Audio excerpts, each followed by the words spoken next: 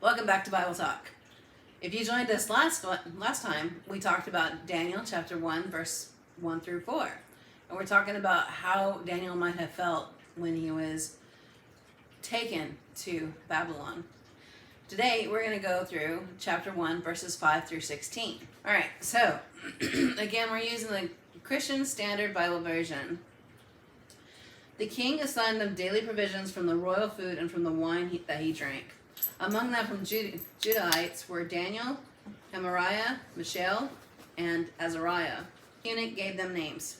He gave the name Belteshazzar to Daniel, Shadrach to Hananiah, Meshach to Mishael, and Abednego to Azariah. Daniel determined that he would not defile himself with the king's food or with the wine he drank. God had granted Daniel kindness and compassion from the chief eunuch. Yet he said to Daniel, I fear my lord the king, who assigned your food and drink. What if he sees your faces looking thinner than the other young men around your age? You would endanger my life with the king. So Daniel said to the guard whom the chief eunuch had assigned to Daniel, Hananiah, Mishael, and Azariah, please test your servants for 10 days. Let us be given vegetables to eat and water to drink. Then examine our appearance and the appearance of the young men who are eating the king's food, and deal with your servants based on what you see. He agreed with them about this and tested them for 10 days. At the end of 10 days, they looked better and healthier than all the young men who were eating the king's food. So the guard continued to remove their food and the wine they were to drink and give them vegetables. So there's a couple things to unwind here, to unpack. First, let's talk about the names. Why would they actually give them new names? Well, this also has to go back to what we said last time. They're taking away who they are, which means you got to take away their identity. But it's a lot more than that. Judah and names were a big deal, and it referenced God in a lot of ways, where the Babylonians found God to be a joke. So they wanted to mock God in everything that they did. They have their own gods. Right. So there's a reason why they named these names purposely.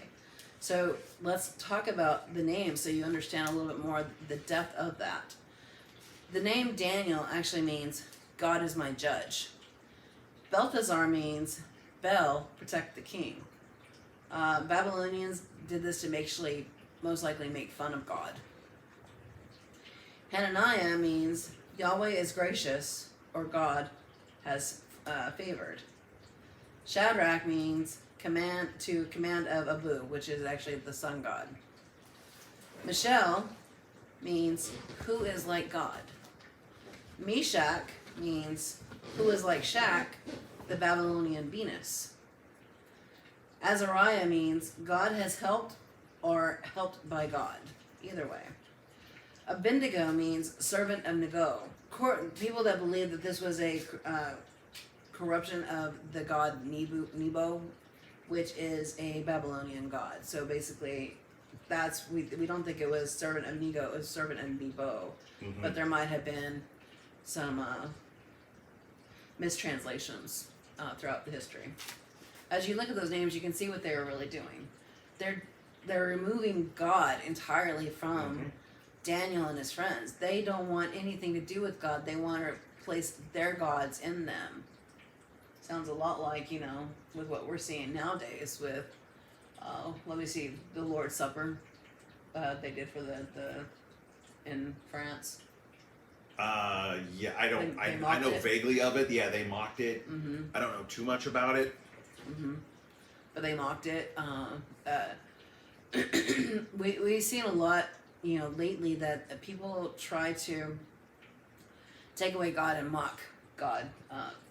Those who stick firm to Christians and strict firm to God, we hear the insults that they say about God.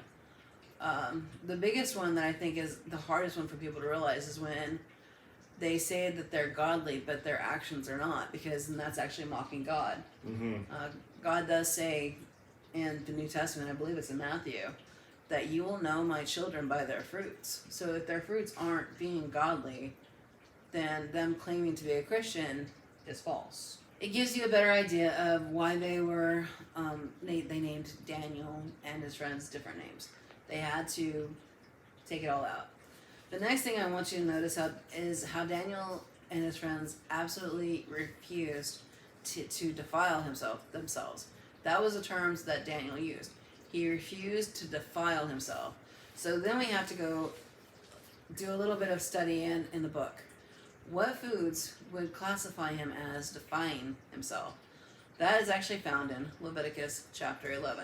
I'm not going to read that entire chapter, but I will tell you that through Leviticus I can tell you what they are not allowed to eat. So for the meats, they can't have camels, hydroxes, which is a type of rodent, hares, which are rabbits, and pigs.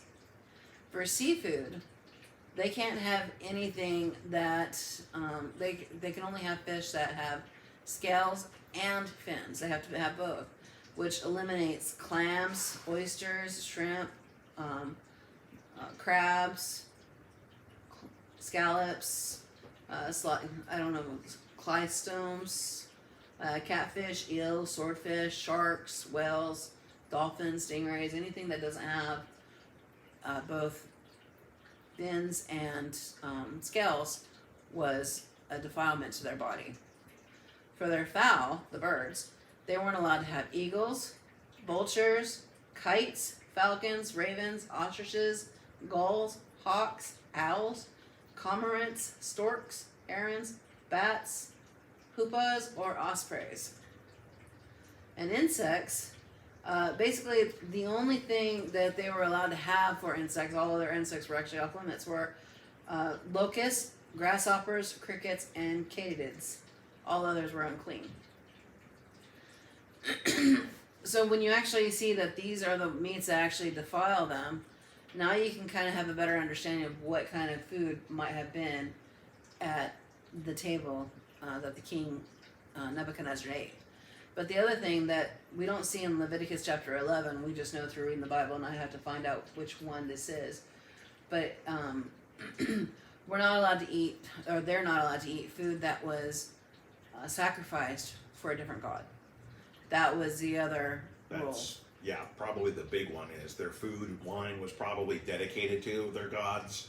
Mm-hmm. They were probably, and again, we don't know, but realistically, whatever Daniel deemed the food Unclean. basically unclean by their standards, by the Jewish standards. So yeah, it probably was pork and Lord knows what else, fish and shrimp and just stuff they cannot eat. Mm-hmm.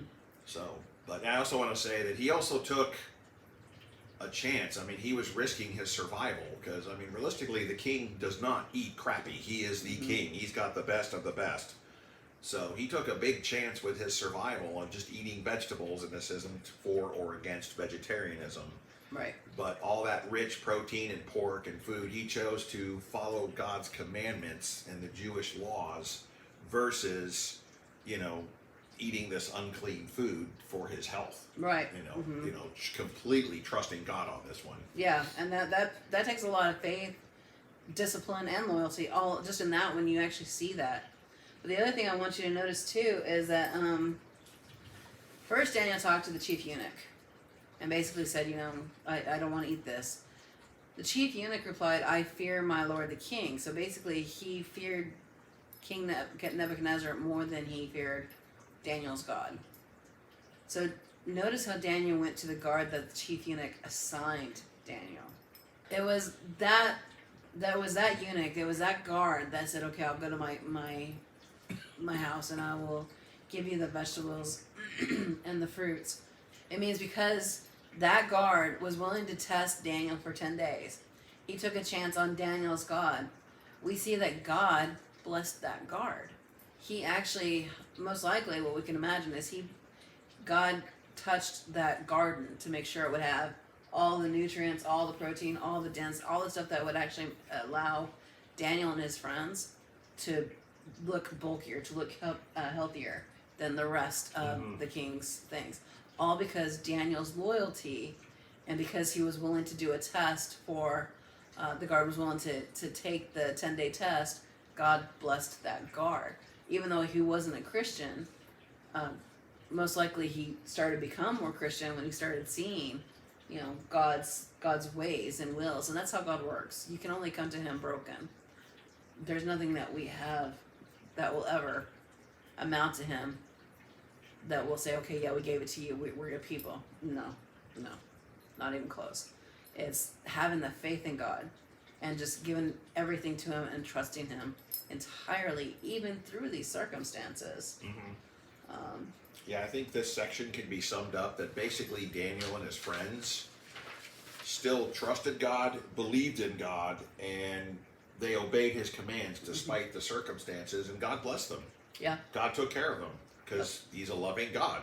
You know, now I think if they had eaten the food and defiled themselves, not performed the ceremonial cleansing, probably would have been a completely different story. I agree. But, you know, that's speculation at best.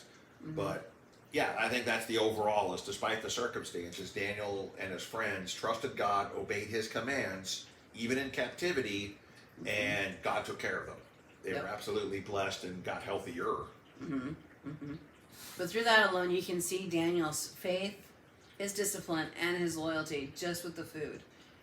That takes a lot, because when you're being a slave and you smell all that delicious food and you see it and you're like, oh my gosh, and you're sticking to nothing but vegetables, anybody who's been on a diet knows how hard this is. Daniel and his friends said, no, I trust God. It wasn't a diet to them, it was their life for them. So it really shows a great deal of faith, a great deal of discipline, because it takes discipline to do that, and a great deal of loyalty to completely trust God. So if you want to see last service, which was actually talking about Daniel chapter 1 verses 1 through 4, click here. Next time we'll read Daniel chapter 1 verses 17 through 21. Until next time, you have a blessed day. Bye.